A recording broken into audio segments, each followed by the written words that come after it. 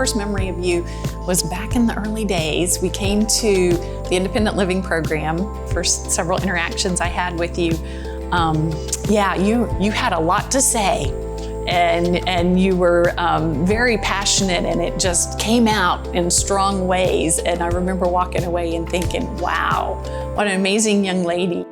Amanda Land, she's amazing. We'll just start there, right? Courageous, a fierce advocate. She's always stepping in to help others, and just an amazing woman. To be honest, I didn't feel like I was truly seen and heard until I met you. When I met you, I'm in foster care.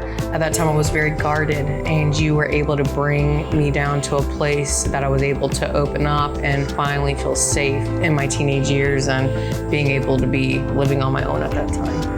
Terry is, she was the CEO of Heartland for Children, and I met her when I was 16 years old. She brought a lot of peace to my life. The first person that I trusted, the first person I was really able to share things, the first person that ever asked my perspective. She's what I call my person. My journey started when I was 2 years old and I was removed from my mother, and then I was placed in a home. It was a very abusive situation.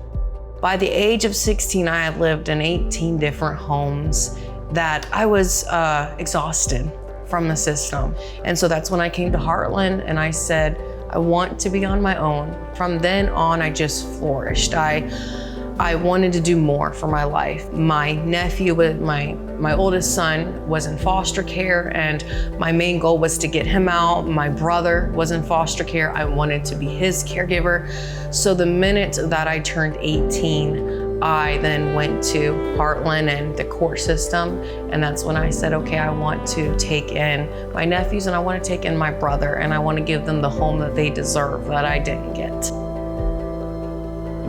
Amanda, whenever I look at what you've done and what you've accomplished, I'm always in amazement, because you have committed to your nephews and you adopted them, and it's not been easy. But if all of the caregivers in the foster care system could make that type of commitment, we would have a much better system. She helped me be a better caregiver, learn how to deal with some of the behavioral issues that my boys came with, because I didn't get a proper upbringing. So how could I necessarily raise these children that are coming to me with not only autism and special needs and behavioral needs? So Terry was my person. What I've learned from you and others, that have been in the foster care system, is what we really need from our caregivers that are willing to treat the children in the foster care system as if they're their own, and that our caregivers are understanding our children from that trauma lens. There's a misconception that once you adopt, that everything's all right.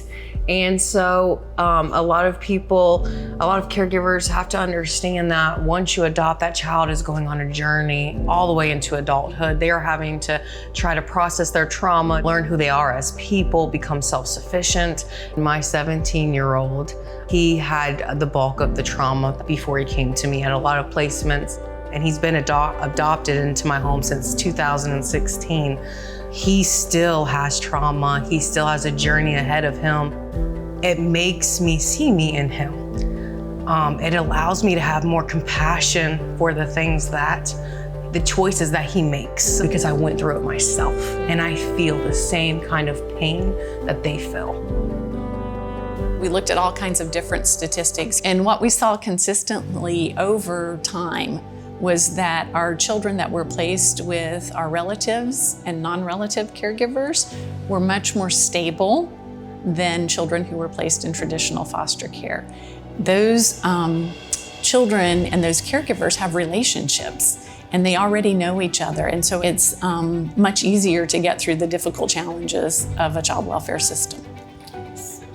people like you, people like Eva Horner, who stepped in, Daniel Williams, which was my youth pastor, my teachers, Miss Lassiter, who have always been there since high school, my college professors when I first took in Connor.